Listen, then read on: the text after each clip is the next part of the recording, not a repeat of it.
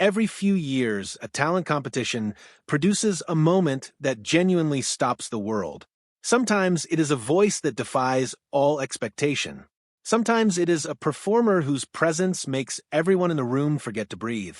In June 2018, America's Got Talent delivered one of those rare, unforgettable moments. A 13-year-old girl from a small town in England walked onto the stage and sang with a power and abandon that left judges, audience members, and millions of viewers around the world completely speechless.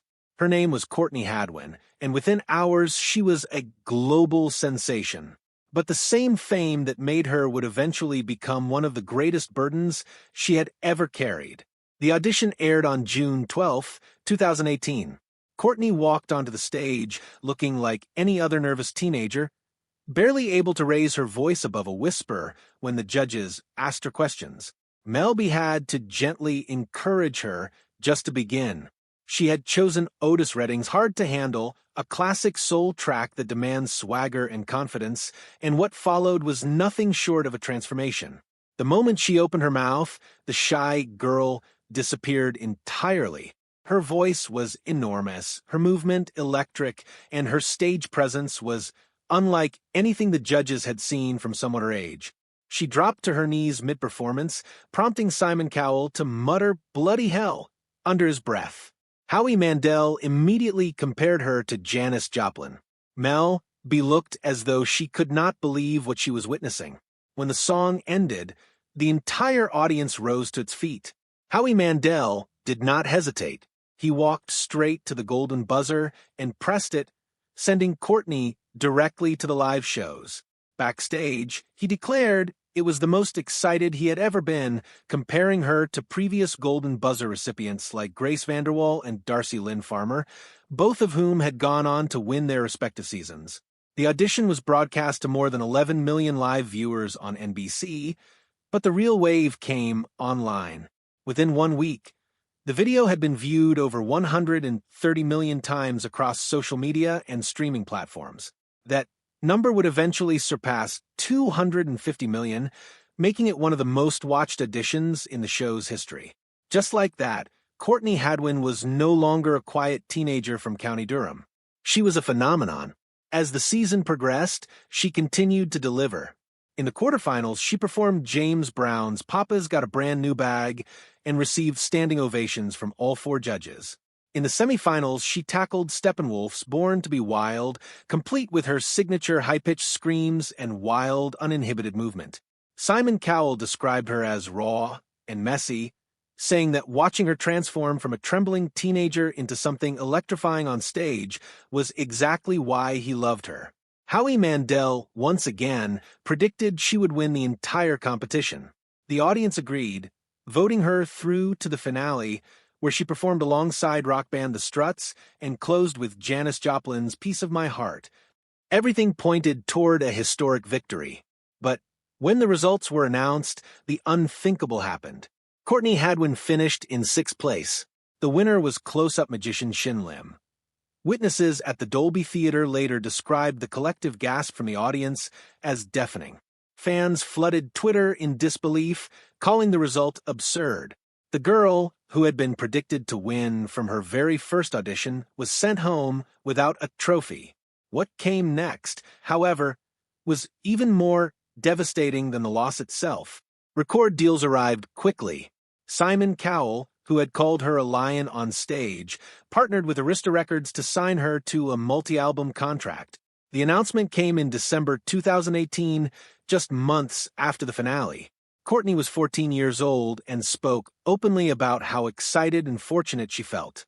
Cowell said he would never forget her first audition and that he was thrilled to be working closely with her going forward. But shortly before her 16th birthday, everything fell apart. Psycho Music, Cowell's label, began winding down its operations. Arista underwent its own structural changes. The deal that was supposed to launch her career collapsed entirely, leaving a teenager without a team, without a label, and without the support she had been promised. In interviews years later, Courtney described this period as one of the most difficult of her life. She said she constantly felt like she had to prove herself more and more every single day, and that the label collapse had actually left her in a harder position than before she had ever appeared on television. Rather than being given space to grow, she was pulled into writing camps with pop-leaning producers and songwriters who had no understanding of who she was. She was handed songs she could not relate to at all, music that felt like pure pop, which, in her own words, was simply not her. The music that had made Courtney famous was rooted in soul, blues, and rock and roll. She had discovered her musical identity through black and white YouTube videos of James Brown, Tina Turner, Etta James, and Aretha Franklin. The moment she saw James Brown performing I Got You, I Feel Good, she said she knew exactly what she wanted to do. But the industry had other ideas, and in trying to mold her into something more commercially palatable, they nearly erased the very thing that made her extraordinary. The turning point came when she was introduced to producer Kevin Bowe, whose credits included work with Etta James and Joe Cocker. For the first time, Courtney was working with someone who understood the music she loved. He encouraged her to actually write alongside him, to open up creatively in ways that no one had previously asked of her. Songwriting had never come naturally to her. Her priority had always been performance, being on stage, feeling that electricity, but something shifted through this collaboration, and gradually songwriting became something she could not imagine living without.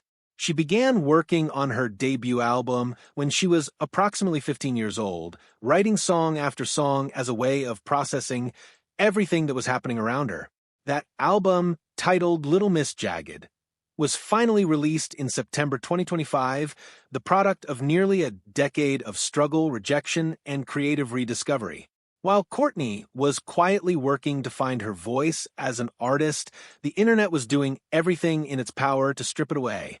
The same audiences who had watched her audition in awe began digging into her past. They discovered footage of her on The Voice Kids UK in 2017, where she had performed confidently without any sign of stage fright. They compared those clips to the trembling, barely speaking teenager on America's Got Talent and drew a conclusion that spread like wildfire across social media. They decided she was fake. The shy act, they claimed, had been a calculated performance designed to manufacture shock value. The accusations arrived fast and without mercy. Online commenters called her a fraud, questioned her integrity, and dismissed her as a manufactured persona. What they conveniently ignored was that America's Got Talent had no rule against prior competition experience, and that Courtney had hidden nothing. But on the internet, facts rarely matter as much as the narrative people choose to believe. Her grandfather, Tom Story, came to her defense publicly, explaining to the press that the family had chosen to enter the American competition deliberately, believing the United States audience would connect with her rock and roll energy more deeply than British audiences had. He was right about the reception, but nobody could have anticipated the cruelty that would follow. The bullying was not limited to anonymous strangers online either. Even at her school in Heselden, County Durham, classmates mocked her voice and taunted her. Her parents had feared precisely this outcome. They had known what the attention might bring, but when you are a teenager, there is no real protection from the people you see every day. Courtney handled the public criticism with a maturity that seemed far beyond her years, telling audiences after her elimination that she had learned not to dwell on negative comments and to focus on gratitude instead. Privately, however, she has since admitted that every hateful remark hit her deeply, sometimes making her question whether she wanted to be in the spotlight at all. Between 2019 and 2022, Courtney disappeared from public view almost entirely. She was between 15 and 18 years old during the stretch, navigating the collapse of her label deal, the suffocating writing camps, the online abuse, and the internal pressure of trying to figure out who she was as both an artist and a person. She did not quit music, but the world had largely moved on, and many of her fans assumed the worst. What she was actually doing during those years was writing constantly. She used songwriting as a diary, a way to process emotions she struggled to express out loud. She has said she was never good at talking about her feelings, so the songs became her therapy. The tracks she wrote during those years were not about fame or standing ovations. They were about what happened when all of it went away. Now, 21 years old, Courtney reflects on her teenage years with a clarity that is both striking and heartbreaking. She recognizes that being thrown into the global spotlight at 13, without the emotional tools or industry experience to navigate what followed, was extraordinarily difficult. She did not have a typical adolescence. She did not have quiet years away from cameras to figure out who she was. Instead, she had a television show that made her world famous, a record deal that crumbled, years of being told what to sound like, and the constant weight of having to justify her own existence as an artist. The pressure to remain frozen as the 13-year-old the world had fallen in love with followed her relentlessly. In interviews, she has described how people still only want to see her as that innocent little girl from the audition, and how exhausting it became to feel like growing up was somehow a betrayal of the people who had supported her.